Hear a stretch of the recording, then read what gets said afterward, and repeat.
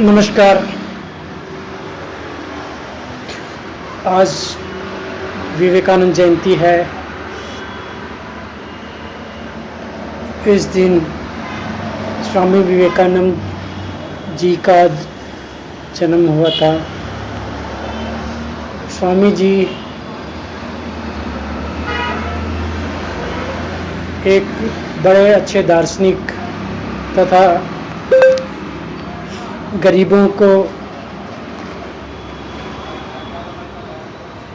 गरीबों से सहानुभूति रखने वाले थे।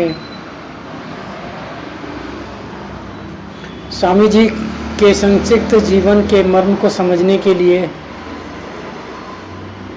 आज हम उनके पत्रों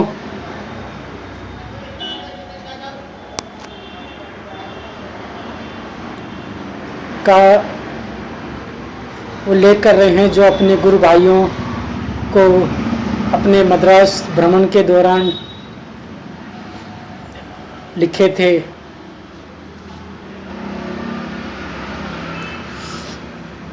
भारतीय समाज में घोर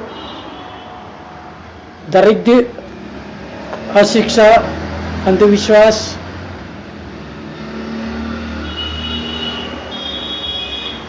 छुआछूत,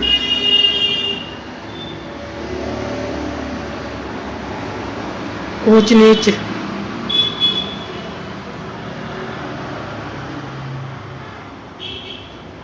अर्थहीन कर्मकांड,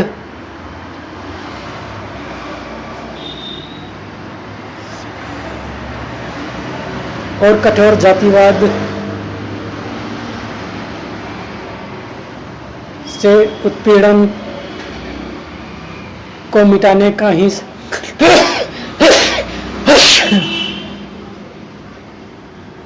उत्पीड़न को मिटाने का संकल्प स्वामी विवेकानंद जी ने लिया था।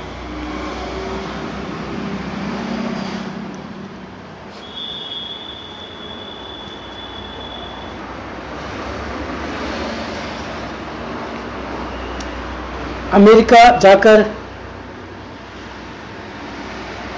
एक और तो वे अपनी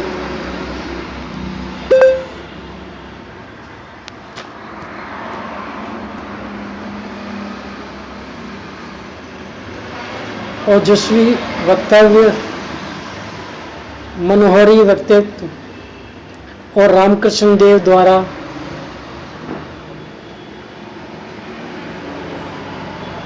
पांडित्य के बल पर अमेरिकी समाज की में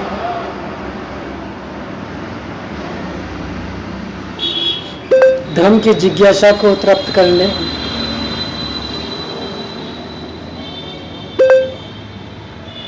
धर्म की जिज्ञासा को तृप्त करते हुए भारतीय धर्म और दर्शन की श्रेष्ठता को प्रतिष्ठापित करते रहे। दूसरी ओर अमेरिकी समाज के गुण दोषों का सूक्ष्म अध्ययन कर भारत और अमेरिका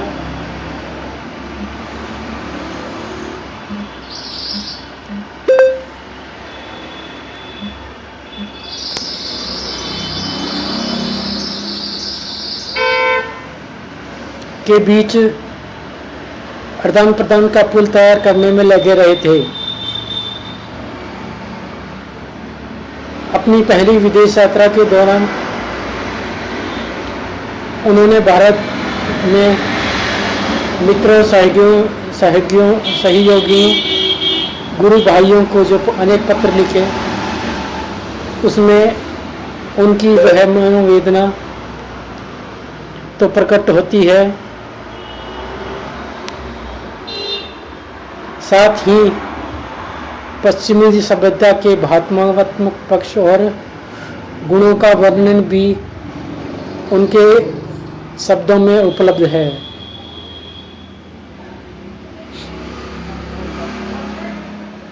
स्वामी जी अमेरिका पहुंचने के बाद अपने गुरु भाइयों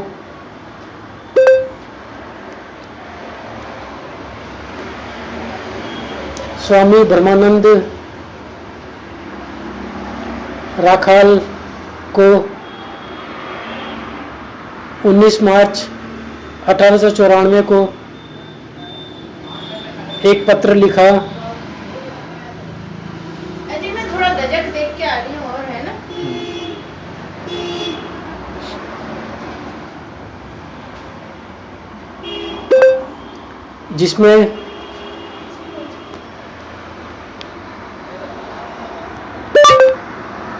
जिसमें उन्होंने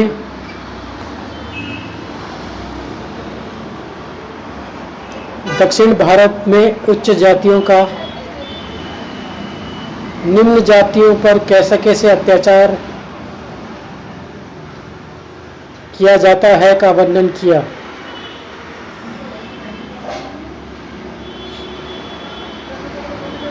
उन्होंने मंदिरों में देवदासियों के नृत्य की धूम मची है।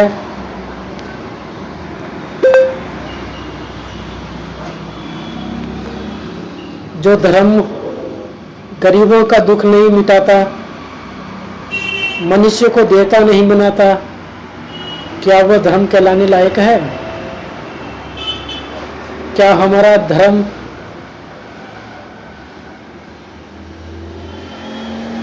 कहलाने योग्य है? हमारा तो सिर्फ छूत मार्ग है।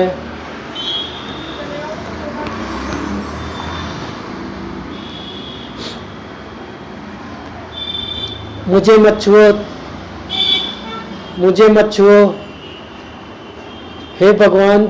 जिस देश में बड़े बड़े दिमाग 2000 साल से सिर्फ यही बहस कर रहे हैं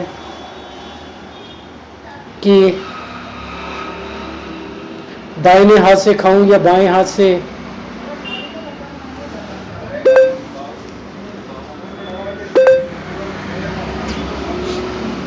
बाएं हाथ से पानी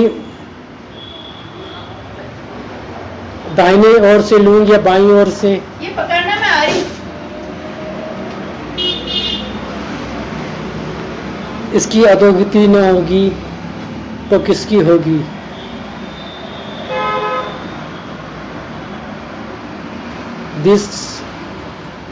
देश के करोड़ लोग महुए के फूल खाकर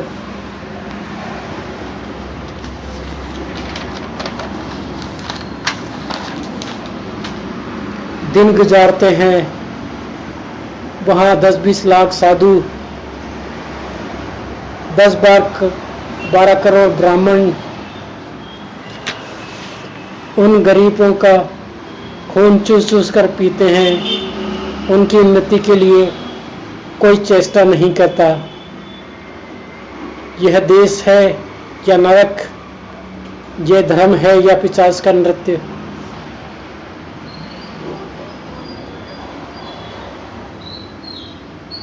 क्या बिना कारण कोई कार्य होता है? क्या बिना पाप के सजा मिल सकती है? उन्होंने कहा, मैं भारत वर्ष को घूम घूम कर देख चुका हूँ और इस देश अमेरिका को भी देख रहा हूँ।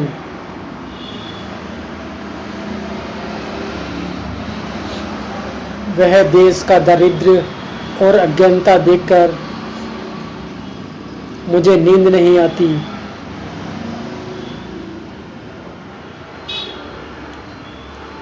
और उन्होंने संकल्प लिया कि कन्याकुमारी में माता के मंदिर में बैठकर, भारतवर्ष की अंतिम चट्टान पर बैठकर मैंने सोचा, हम जो इतने सन्यासी घूमते फिरते हैं, लोगों को दर्शन का पाठ पढ़ाते हैं,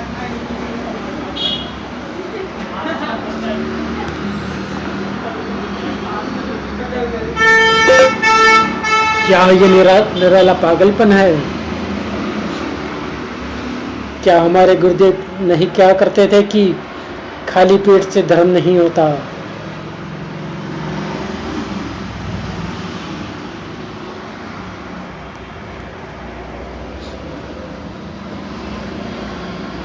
कोई निस्वार्थ परोपकारी सन्यासी गांव-गांव विद्या का दान करता घूमे, भांति के उपाय से मानचित्र, कैमरा, भूगोल आदि के सहारे चांडाल तक की सबकी उन्नति के लिए घूमे, तो क्या इससे सबका मंगल होगा या नहीं? हमारा समाज अपनी अस्मिता का हो चुका है।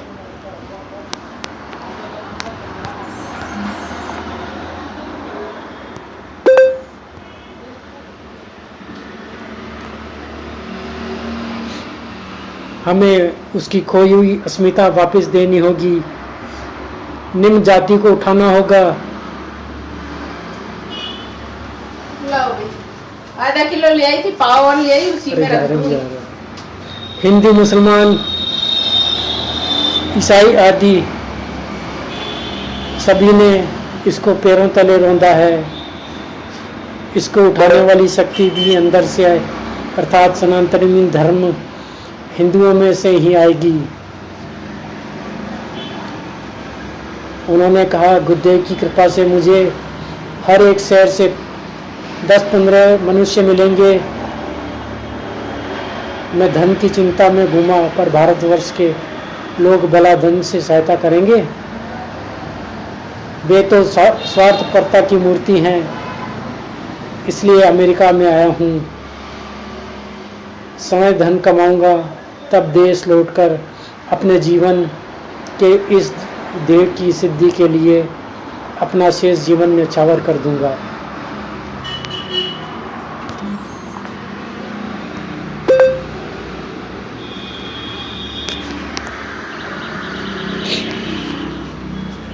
इस प्रकार अनेक लोगों को स्वामी जी ने अमेरिका से पत्रों द्वारा प्रेरणा देते रहे, किंतु कार्य योजना का मुख्य कारण आशा का केंद्र कोलकाता में उनके गुरु भाई और मद्रास में उनके उत्साही शिष्य मंडली ही थी। 1894 में ग्रीष्मकाल में स्वामी ब्रह्मानंद को स्वामी श्री रामकृष्ण देव की प्रतिमा की पूजन से आगे बढ़कर दरिद्र नारायण की उपासना का आह्वान करते हुए लिखा, मुझे सबसे अधिक भय ठाकुर का घर है। ठाकुर घर स्वयं में बुरी बात नहीं, परंतु उसको सब कुछ समझकर पुराने ढर्रे पर काम करने की जो वृत्ति है, उससे डरता हूँ। जीवों के लिए जिसमें इतनी करुणा है कि उसके लिए स्वयं भी नरक में जाने को तैयार रहता है, वही श्री रामकृष्ण का पुत्र है, जो इस समय पूजा की महासंधि मुहूर्त के बल कमर कस कर खड़ा हो जाएगा, जो बंगाल में घर घर में उनका संवाद देता फिरेगा।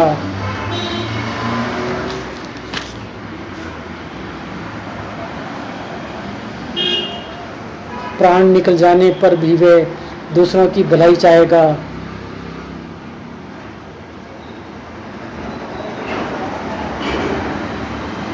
उनका मंतव्य था कि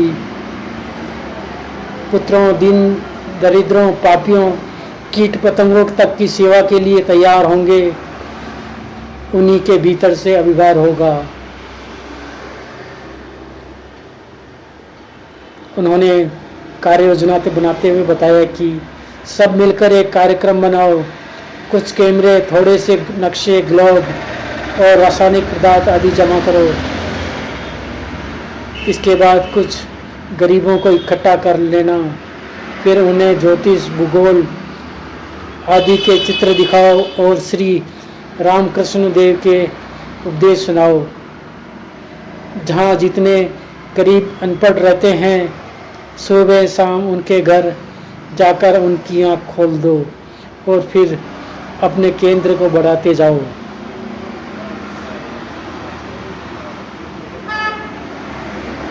क्या तुम ये कर सकते हो या सिर्फ घंटी बजाना आता है? आओ उठकर काम में लग जाओ।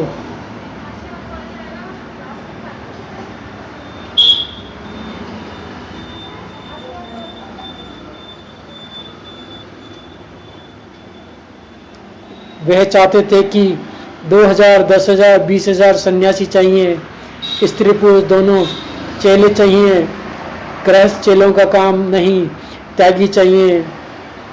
तुम में से प्रत्येक 100 बार सिर घुटवा लो तो क्या कहूँ, तुम बहादुर हो। शिक्षित युवक चाहिए, मूर्ख नहीं। उथल पुथल मचा देनी होगी। मद्रास और कलकत्ता के बीच बिजली की तरह चक्कर लगाते रहो। जगह जगह केंद्र खोलो, केवल चेले मूडो। स्त्री पुरुष जिसमें ये भाव जागे उसे मूड लो, फिर मैं आता हूँ। पत्र में स्वामी जी संकेत देते हैं कि मैं अनुभव कर रहा हूँ कि मेरा हाथ पकड़कर तुम यह पत्र लिखवा रहे हो। जो जो मेरा यह पत्र पढ़ेगा उसमें यह भाव जागेगा और विश्वास होगा। स्वामी जी दरिद्र नारायण की सेवा को ही साधना समझते थे। स्वामी जी के गुरु भाई स्वामी अखंडानंद ने खेतड़ी में पहुंचकर डेरा जमाया, दरिद्र नारायण की पूजा आरंभ कर दी। यह सूचना पाकर गांधी जी को बहुत आनंद हुआ, स्वामी जी को बहुत आनंद हुआ। 1894 में ही उन्होंने अमेरिका से स्वामी अखंडानाथ को पत्र लिखा। खेतरी नगर की दरिद्र और निम्न जातियों के द्वार द्वार जाओ, उन्हें धर्म का उपदेश दो, उन्हें भूगोल इसी प्रकार के अन्य व्यवहारिक विषय का मौखिक पाठ पढ़ाओ। जब तक दरिद्र के लिए कुछ काम न करो तब तक खाली बैठे राजभोग खाकर हे प्रभु रामकृष्ण कहने से कोई लाभ नहीं होगा।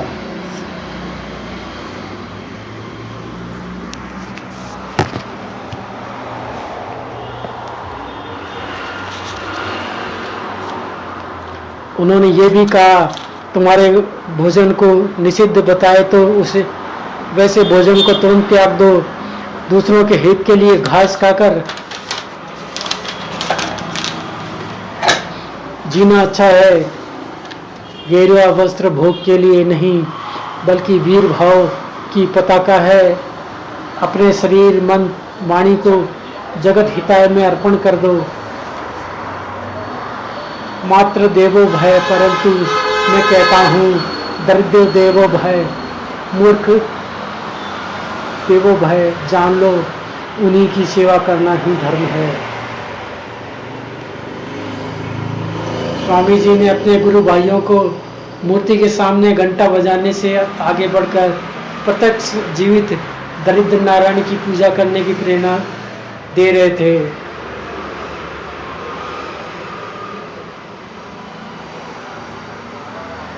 दूसरी ओर मद्रास की अपने शिष्य मंडली के माध्यम से देश के युवा पीढ़ी को दारिद्र्य और अशिक्षा विरुद्ध क्रम क्षेत्र में उतरने का आह्वान कर रहे थे। आला सिंघा को एक पत्र में वे लिखते हैं कि भारत में करोड़पति दलितों के लिए जो दरिद्र पुरोहित दल व बलवानों के अत्याचारों से पीड़ित हैं, दिन रात प्रत्येक आदमी प्रार्थना करे, मैं धनवान व उच्च श्रेणी की अपेक्षा इन पीड़ितों को धर्म का उपदेश देना पसंद करता हूँ।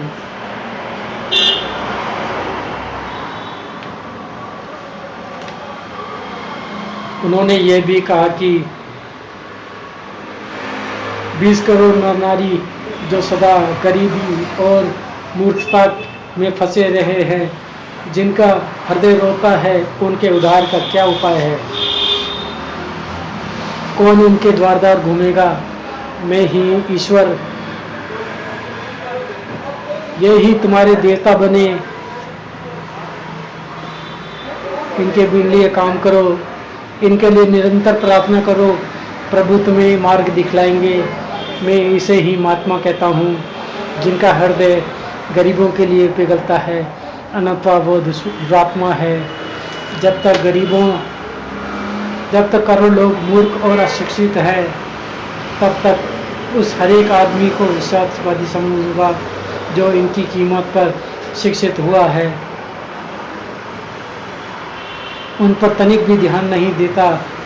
वे लोग जिन्होंने गरीबी को चलकर धन पैदा किया है और अब ठाट बाट कर अकड़ कर चलते हैं, वे उन करीब 20 करोड़ देशवासियों के लिए यदि कुछ न कर पाए तो इसमें मूर्ख और असभ्य बने हुए हैं। ऐसे लोग घृणा के पात्र हैं। 28 मई 1894 को शिकागो में आला सिंगा और अन्य मद्रासियों को लिखते हैं कि तुम लोग संघबद्ध होकर हमारे उद्देश्यों को आगे बढ़ाने का प्रयत्न करो। शिक्षित युवकों पर प्रभाव डालो, उन्हें इकट्ठा करो, एक संघ बनाओ। याद रखना, बहुत से तिनकों को इकट्ठा कर रस्सी बन जाती है, जिससे मतवाला हाथी भी बन जाता है। तुम लोग थोड़ा धन इकट्ठा कर शहर के उस भाग में जहाँ गरीब से गरीब लोग रहते हैं मिट्टी के घर बनाओ। कुछ मैजिक लैंटर्न, थोड़े से नक्शे, ग्लोब और रासायनिक पदार्थ इकट्ठे करो। उनको धर्म उपदेश दो, फिर ज्योतिष, फिर भूगोल आदि का बोलचाल की भाषा सिखाओ। अति तेजस्वी योग दल गठित करो, उन्हें उत्साह की अग्नि में प्रज्वलित कर दो। स्वामी जी का जीवन कार्य, जिसको पूरा करने के लिए अमेरिका गए थे, जिसे पूरा करने के लिए उनके मन में योजना उभर रही थी, आज भी अधूरा है। हम उनकी जयंती वगैरह तो मनाते हैं, किंतु हम उनके बताए हुए रास्ते पर नहीं चल पा रहे। धन्यवाद।